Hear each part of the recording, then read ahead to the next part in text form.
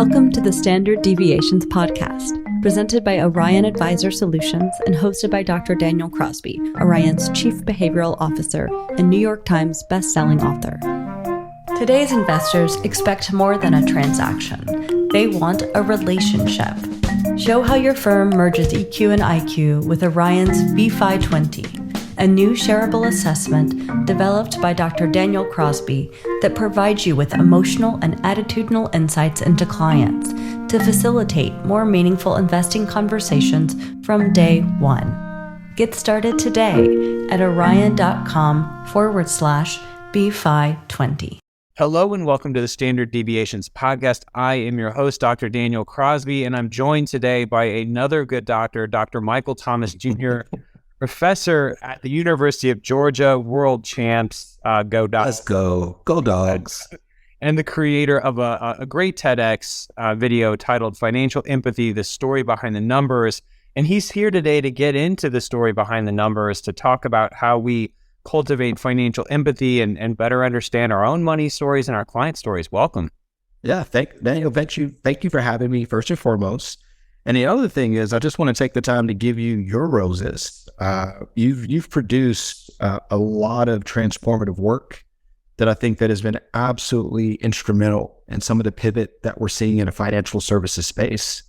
And I think that is very important, to just to take this moment to say thank you for leaning into your convictions. And really, the spirit of what I'm talking about is a voice that you've had and so many others have had before me. I'm just a small blip on the radar, so to speak, as it relates to this stuff. So, but thank you for all the good work that you've done and continue to do. Well, it's very much appreciated. I feel like I've been at a number of conferences this year. I'm just a couple weeks back from our own Orion Ascent conference, and I know that the industry has been trending in the direction that you and I talk about for for perhaps even decades. But it feels like we hit overdrive this year. I don't know what it is about this year, but it feels like we went next level. And like there's always been like a dedicated group of people who were enthusiastic about this work. Yeah. We had 2,000 advisors at Ascent, and every single one of them was hyped for this work. I mean, it was so, I feel like we really are entering a new age. So your timing and coming on is perfect. Yeah. You know, we almost didn't have this conversation. We're starting 15 minutes late because you and I have just been fanboying over Shohei Ohtani. We're, the day after the culmination of the classic. We gotta at least find some financial psychology. Let's do it. Because we can do it off. But at Orion, we recently conducted some research into couples and money. Mm-hmm.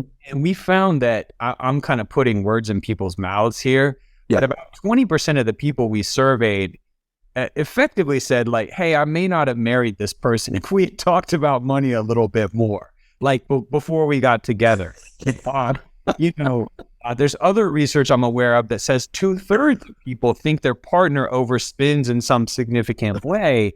Yeah. In your TED Talk, you say that fully half of Americans find money among the hardest subjects to discuss, and 40% admit to keeping financial secrets, which we found in our survey people view as being akin to adultery.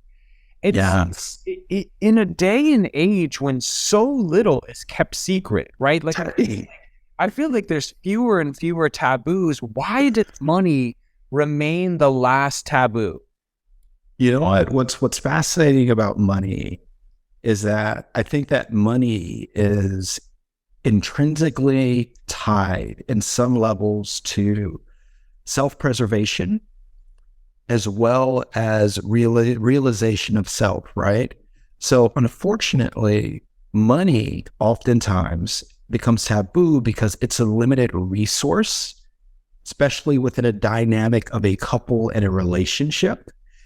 And in a space where, we're constantly having conversations about supply and demand and supply shocks and demand shocks as it relates to our economy right now and the impact of inflation, things of that nature, that has an impact on resource management. right? And what another person feels in terms of what resources they need to be happy, joyful, and content. If you think about it, oftentimes when we have financial literacy conversations, one of the things that we always talk about is let's categorize our wants and our needs, right?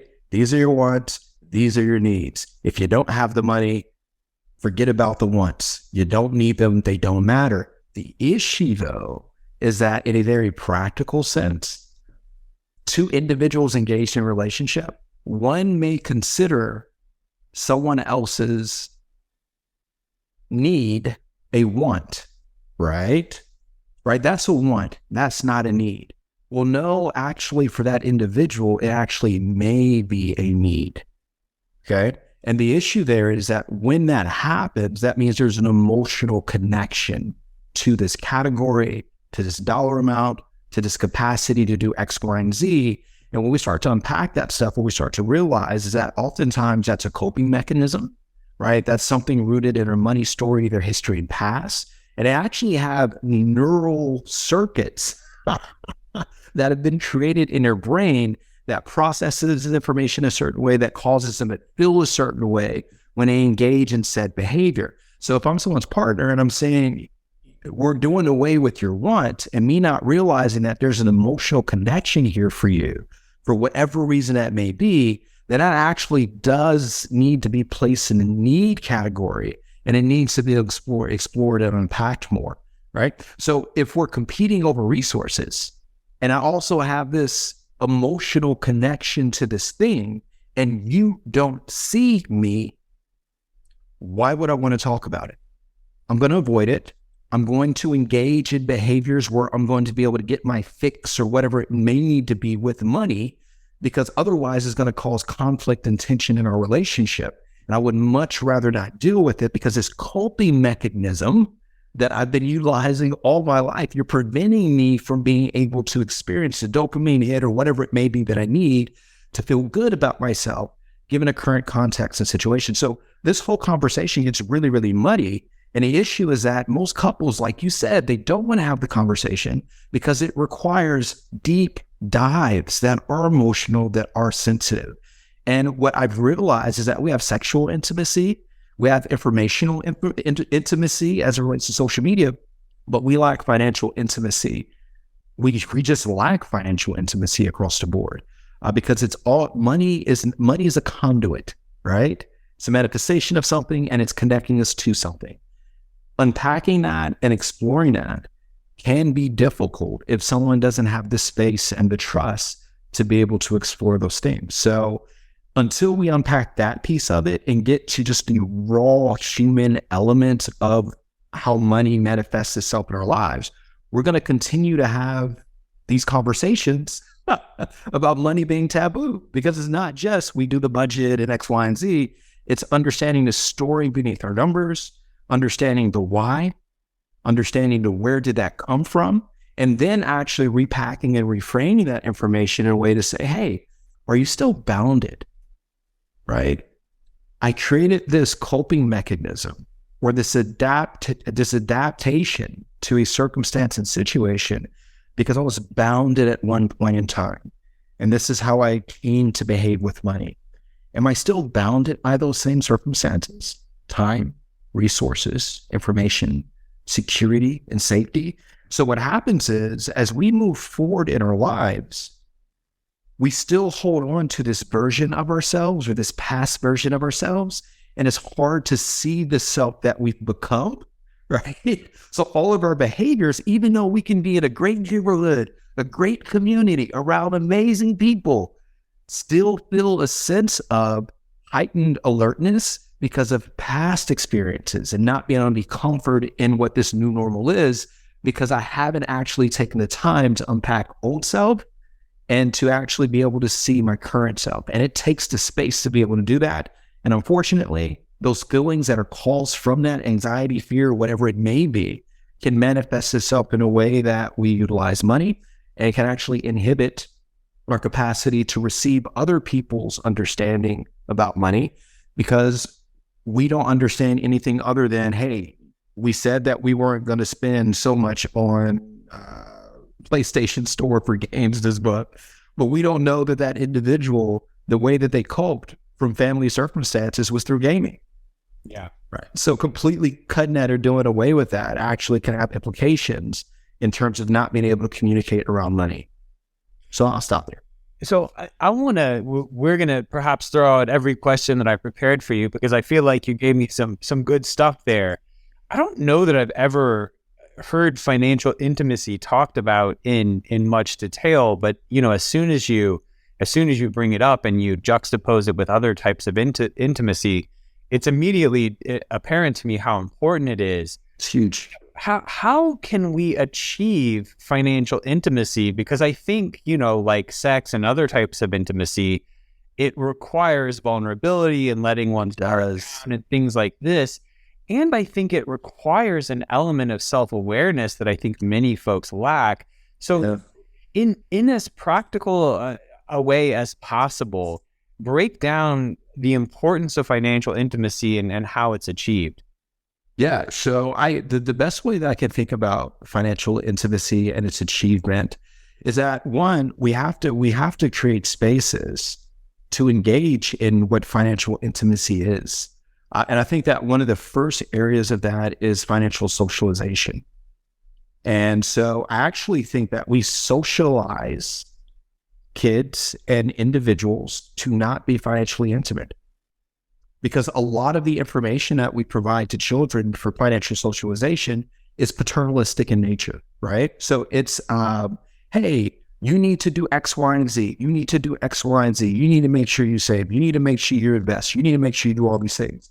And then when you don't do it, right, what's wrong with you? Why aren't you saving? Why aren't you investing? Don't you know what implications this has? Whatever. So now we're inducing guilt, shame, judgment, even on an individual. But we never stop back and say, hey, I want to talk to you about investing. This is the S&P 500. This is how it's constructed. This is the committee that comes in and updates it and tweaks it when necessary. And you're diversified across all these amazing companies in the United States. Now that I've shared that with you, how do you feel about this as a potential investment? What are your thoughts about diversification? What are your thoughts about the U.S. economy and the companies that we're investing in? How does it make you feel to actually engage in this process? Is there anything that I've said that's made you feel uncomfortable in any type of way? And if there is, please feel free to share that with me.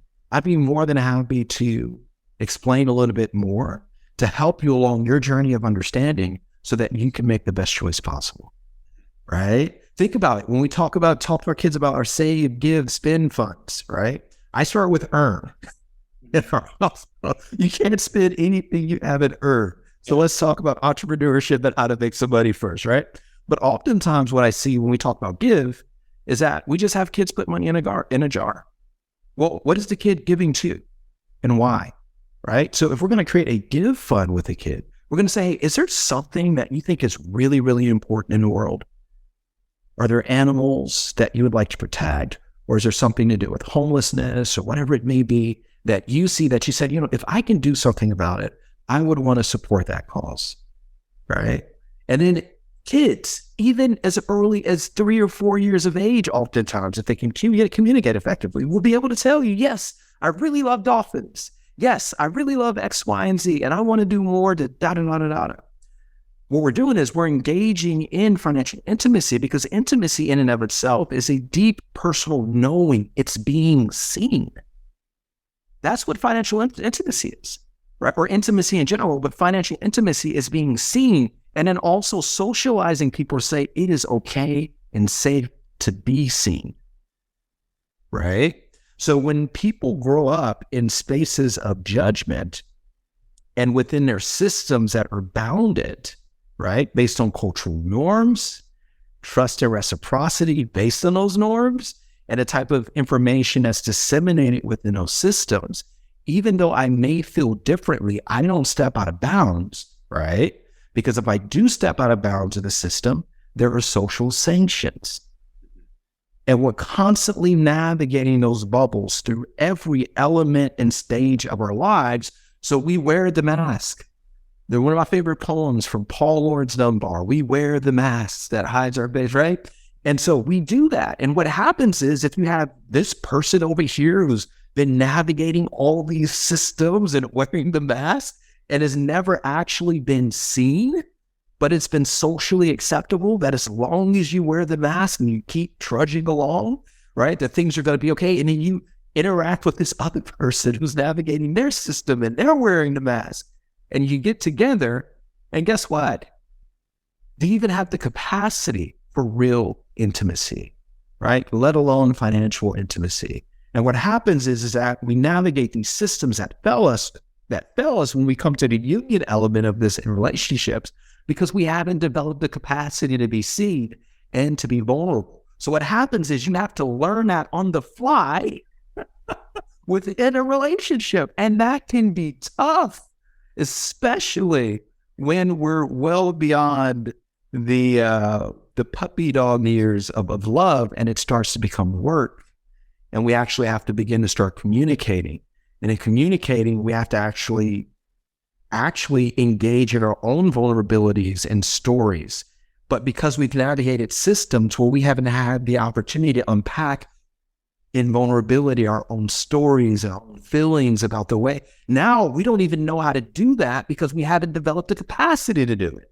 So even if a partner asks us what's going on with you, you don't even know because you haven't had the space to oftentimes, and you're trying to figure out what maybe someone else who doesn't know either. So it causes this dynamic of communication. So I think that one of the best things that we can do in terms of thinking about financial intimacy from an empathetic lens is to actually start early in the way of socialization, not just speaking at our children about money, but actually speaking to them about money and allowing for them to express their emotions and their feelings about money and not being dismissive of that, right? And using that to unpack their what, their why, and their where. Now, in the context of a relationship, I would argue that one of the best ways to do this is through utilizing a financial therapist, through Financial Therapy Association or something like that. Because what happens, especially if you're already in the mix of feeling like you're stuck, right? It's very important oftentimes to have someone that you can go to and start to practice this process of being vulnerable as it relates to your money story, as it relates to how money manifests itself in your life, maybe things that you didn't even recognize and realize, right? Because our brains literally are trying to protect ourselves from hurt or harm. So as we're navigating this process and we're learning these new skills that we want to apply within context of a relationship, we need to be able to do it with training wheels for a while so that we can navigate the dissonance of doing something unfamiliar that, I don't come from this, but as I'm doing this, I'm exploring and learning more about myself, and it doesn't feel good initially. But as you do it in a safe space, it actually becomes more and more of the norm, and it kind of counteracts what you've always known. So you're in a position now where you actually have choice, cognitive, emotionally, and behaviorally, in a way that you do with self, in a way that you engage with your partner. Doing this with a partner where both of you are stuck is a very difficult process because you don't have the tools necessarily to actually engage in this. So seeking professional help, I think, is incredibly significant at that phase of the process. So I want to ask, we really are going to get to zero of my questions today. This is too good. So, when I think about vulnerability, right? Like one of the ways that we build, intimacy, one of the ways that we build intimacy is by successively larger sort of tiptoes into the world of vulnerability. Like, I get a little bit vulnerable with my spouse. She's then a little bit vulnerable with me, and we take care of each other's self-disclosure, right? We're gentle, we're kind, we're good with that. Okay, so now I'm going to go 20%, and now she's good with the 20. Just gradually up. Right. So that's kind of how we build intimacy.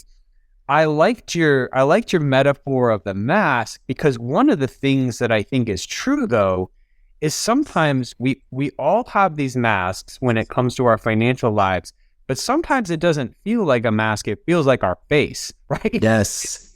So, to dramatically overextend this metaphor, there's like silly little things that I've realized about myself with respect to my financial life this year, and I mean, I'm someone who does this for a living, and I think I'm, perhaps at least as introspective as the average guy. Yeah. And, my wife had this conversation with me recently when she was like, basically like, how many shoes do you need, guys? Like when I like was getting all the Nike boxes, and she was, very gently like, are we good yet? Like how many, like, and I was like, oh, I just like Jordans. I just like Air Maxes or whatever. And we start talking about it, and I'm like, it goes back to this childhood thing where I remember having the Payless shoe clean. Oh my goodness, you too? Yes, and getting roasted by the kid on my baseball team because I had the Air Buddies. I mean, it was just we share the same story. I mean, dead serious. My mom would never buy me. So at that point in time, of course, it was the Jordans. I'm from the Chicagoland area. And then also Grant Hill with the Filas were really, really big at that time. And no, we went to Payless. And I would hear it from the time I got to the bus stop. On the bus, like it got so bad that I would literally try to like pull my feet in while I was sitting at my desk, because you would literally have kids who were like just skip out on their other classes and try to run around and roast people in other classes. It was like that bad. That was traumatic for me. But this is what, what's crazy, Daniel, though? I've never owned a pair of Jordans. And I was thinking, I was like, are they comfortable? Like, do they, right? Like, I'm trying to figure this out. So you've encouraged me at least to get one pair. No, start. Because when it's like, it's like the potato chips, right? Like, oh my goodness, you share the Payless story. That's crazy. No, but so, it became this thing where as I was talking to her about it, it was like, oh, there's actually kind of something deeper here. And look, that's on me. Like I'm never going to have enough shoes to fill the hole in my heart. I gotta figure this out on my end. But like, It was, all I'm saying is there was something there. Like there was a mask that I was unaware of until I was 43 years old. And someone who writes about financial psychology and talks about financial psychology. Yeah. So in order for us to be vulnerable, we need some understanding of where we even sit in the world. How can we even overcome the blind spot bias and become aware of the masks we're wearing? What's the mechanism by which that happens? Yeah, I think that falls into the realm of, I think blind spot bias is so interesting to me, because when I think about blind spot bias and even hindsight bias and the way that people focus on the goods as opposed to the past, sometimes I think that that's even an adaptive response to find homeostasis within the system. Yeah. Right? So as it relates to a blind spot bias, how do I deal with cognitive dissonance in my life? Right? How do I find homeostasis when I'm off kilter and off balance? The way that I speak to myself, or the way that I don't remember things, or I block out things in terms of perspective of self, in order to view myself in such a way that I can be functional and I can move forward. And when I think about blind spot bias, what's fascinating with the empathy framework, generally speaking, there are three types of empathy, right? There's cognitive empathy, is what we perspective seeking. It's basically the knowledge piece. Let me get to know something about your story. So with you sharing your story, or you and your wife engaging that conversation about your shoes, right? That creates that cognitive empathy. There's something here. Hey, do you not find this weird that you have 30 pairs of? I just don't know people who randomly have 30 pairs of J's. I'm just asking. Maybe it's nothing, right? So that starts the conversation. And in starting the conversation, what happens is we start to get into financial intimacy, right? By recognizing that this thing isn't just a thing that you're doing, just to be doing, or something to go against something that I believe, or something that we've agreed that you wouldn't do, so to speak. There's more to it. And in unpacking it, once we get to the story, we also get to the emotions of the story. Now, you have the wherewithal to engage in the emotion of the story without being seized by it, so much so that it creates an autonomic, nervous response in our nervous system, where we're engaging in flight or fight response, or whatever it may be. So that then you can compassionately move forward, which is, that emotional side of it is affective empathy. And then beyond that, there is compassionate empathy, right? Is where we engage in a journey of someone else for their benefit to help them get to some better end on their back end. So what I find, though, is because we're so emotional as beings, is that we get stuck in that middle spot of the empathetic process. Because oftentimes, if I'm trying to be empathetic towards someone else, that can rile up emotions that even maybe I don't even know how to deal with. So I stop there. I see you, I understand you, I feel you, but it's causing for me to have even an autonomic nervous response as well, where I can engage in avoidance, or I can be very hypervigilant in trying to help you. The idea is moving with the information and the emotion, and we do so in a very rational, neutral way towards a compassionate end. But it revolves around that emotion piece, right? So with the compassion side of it, if we think about empathy and self-compassion, which I think is so incredibly important with the blind spot, is actually having the capacity, or having a trigger or a moment that triggers us to actually engage in that same process with ourselves. I do have all these shoes. What's my story? Right? Where does that even come from? And then we start to go back to the things that, I forgot about that. That did happen. And this was my self-talk at the time.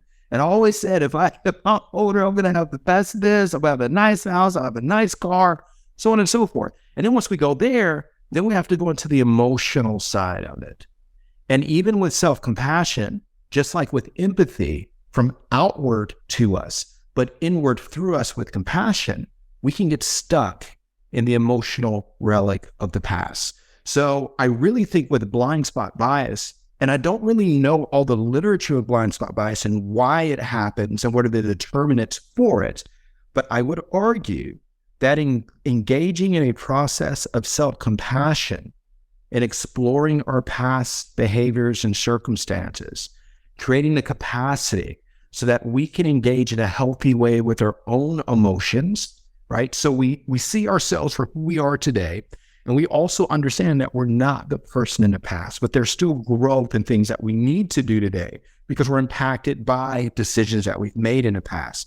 Then within ourselves, to respond compassionately to ourselves as we're making these changes in growth. So I think from that self-compassion paradigm, right? If the issue for having a blind spot is that our adaptive response to the emotional triggering of a past something is avoidance or compartmentalizing, right? It means that we haven't developed the capacity to deal with the emotions that come with some maybe traumatic incident or event that's occurred. So I would argue that self-compassion, or engaging in a process of self-compassion, I think is incredibly important for someone who has a blind spot to kind of then be nudged, the trans-theoretical model of change, right? Is that right? I'm not contemplative anything, read the contemplative state, to get to contemplative state. But why am I in pre-contemplative state to begin with?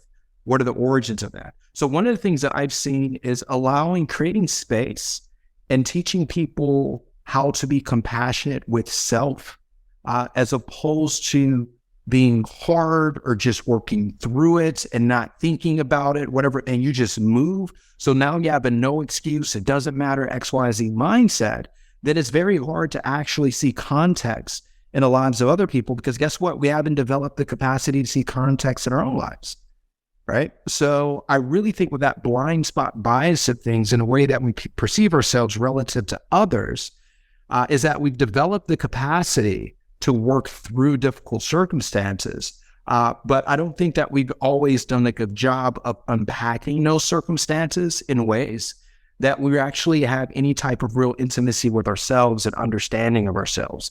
And I think once we create a space where we can be vulnerable with ourselves, then it makes it easy to receive the vulnerability of other people. And there's actually some good studies on individuals who engaged in self-compassion practices developed the capacity to actually be more empathetic to other people. So there is something about this inward-outward approach in the way that we receive others. But what the interesting thing with blind spot bias is that where is it coming from, right? Is it coming from trauma, compartmentalization of past money stories and things of that nature? Is it coming from systems, dynamics, and in a way that we perceive ourselves and we've been taught to perceive ourselves and not being able to see outside the boundedness of the system, right? So understanding that, I think, is incredibly important first, to begin to understand how we address blind spot bias. But from a purely human element, I think engaging in a practice of self-compassion can absolutely help with that. Because when we can see our flaws and know that we're refined by them and not defined by them, then we actually can see that in other people's flaws. They don't have to be defined, but rather refined by them as well. So I had a great conversation with Carl Richards yesterday, and we were talking. He's amazing. Oh, he's fantastic. And so we were actually talking about a Bible verse. He sort of presented me with this Bible verse that has to do with money, and I won't spoil it because I think that'll be released later. Yeah. But we were talking about this idea that basically, his question to me was, why do people understand that you can't take it with you, right? Like, we know that we can't take money with us, and yet we still act as though we can, sort of on a day-to-day basis. And I said effectively, like, we have a cognitive understanding that we can't take it with us. Like, we have an intellectual, sort of distant, sterile understanding that we'll die one day. Yeah. That isn't very real in the moment. Like, it's not at all. Yeah, it's not very real to me. And, I'm thinking about your distinction between cognitive empathy and compassionate empathy. Like, if, we'll just stick with the shoe example here. Mm-hmm. Like, you become aware that your partner wants to buy 30 pairs of Air Maxes because they got roasted on the playground when they were a kid. So cognitively, you understand that. Yeah. But in terms of compassion, you're like, oh, but that's still kind of dumb. Like, you really don't need 30 pairs of shoes. You're not that kid anymore, And that's the point. That's the point. And I love that you brought that up. Yeah. You clearly see them as not being the kid anymore. Mm-hmm. Their internal story is that I'm still that kid. Mm-hmm. It's no different than someone who is gradually gaining weight. And they can't actually visibly see that they're gaining weight until all of a sudden somebody says, "Oh, you've put on some pounds," and then now you finally see yourself. It's fascinating how we see ourselves, especially within a context of the way that we engage with money, and that's where that lack of compassion comes from, oftentimes. But what's fascinating with blind spot bias is that if we were to really unpack some of our own behaviors and the reason why we engage in things, or the perception that we have, or even why we may manage money well, it doesn't always have to be a negative thing in terms of what from our past is influencing the way that we're engaging with something today. Usually it's rooted in something, and that is driving this level of internal perception of self. And where we get blocked off on is that it's very hard to unpack and deal with that, because most of us, when we're navigating very difficult things, we become overly emotional. And when we become overly emotional, this just as well as I do, the prefrontal cortex kind of shuts off a little bit. We're not really thinking, and we're responding based on heuristics, the neural circuitry that are the adaptive behaviors that we've already adjusted, and we're not even thinking about it. We're on autopilot at this time. So the double whammy here is that your partner's saying you're not that person anymore, and then why are you behaving this way? Because they're not thinking, and they're being incredibly emotional. And if we go back to we wear the mask and not ever having space to be vulnerable and being seen, Well, that's going to drive hypervigilance. It's going to drive someone deeper into avoidance because I've never known how to be seen. And this is how I continue to protect and isolate myself. So I don't become more vulnerable. I become less vulnerable, right?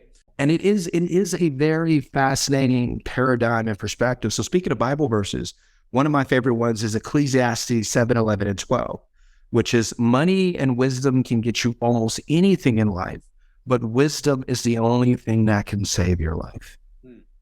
And so the way that I think about money, that's my favorite verse on money in the Bible. The way that I think about money comes from that lens.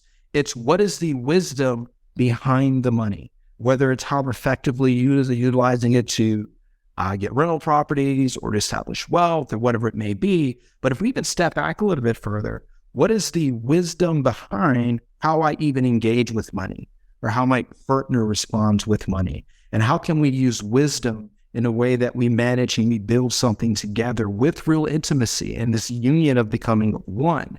And I think it's a beautiful paradigm. And for me, it all kind of distills from that. And I think empathy leading to a compassionate response is a very effective way to be able to engage in a process where we can create the space for wisdom and knowing and knowledge and deep understanding so that we can do the best as a couple and as a unit as we move forward on our money journey throughout our lives.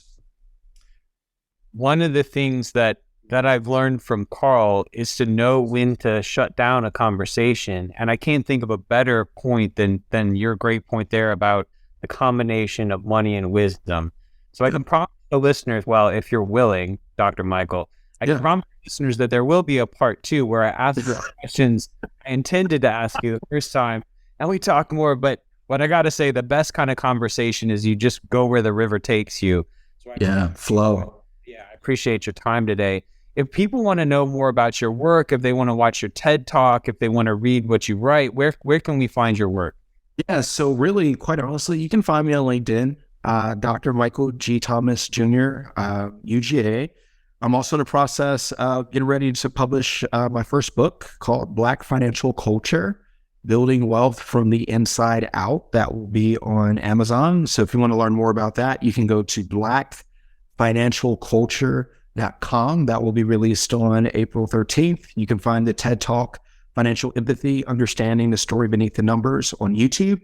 And really excited to have some preliminary data and research where we're looking at self-compassion and empathy and all these different things amongst college students and its impact on financial behaviors across a lot of different domains. So I should be in the circuit of sharing and producing some of that research within probably the next year or so, definitely doing some publications in the fall, not publications, poster presentations in the fall and things of that nature, but definitely having some hard research coming out pretty soon on some of our base findings there. Really excited about it. There's a lot in this space, a lot to be unpacked and further explored. So Daniel, thank you for your time. Oh, huge, Doc. Thank you for coming on and congrats in advance. We're only like 3 weeks out from the publication of the book. I know, right? In fact, by the time this airs, the book will be out. So go grab the book. Thank you so much for joining us. Thank you. Thanks for tuning in to Standard Deviations. If you can't wait till next week for more behavioral finance insights, visit www.orion.com. All opinions expressed by Dr. Daniel Crosby and podcast guests are solely their own opinions and do not reflect the opinion of or endorsement by Orion and its affiliates, subsidiaries, and employees. This podcast is for informational purposes only and should not be relied upon as a basis for legal, tax, and investment decisions. The opinions are based upon information the participants consider reliable.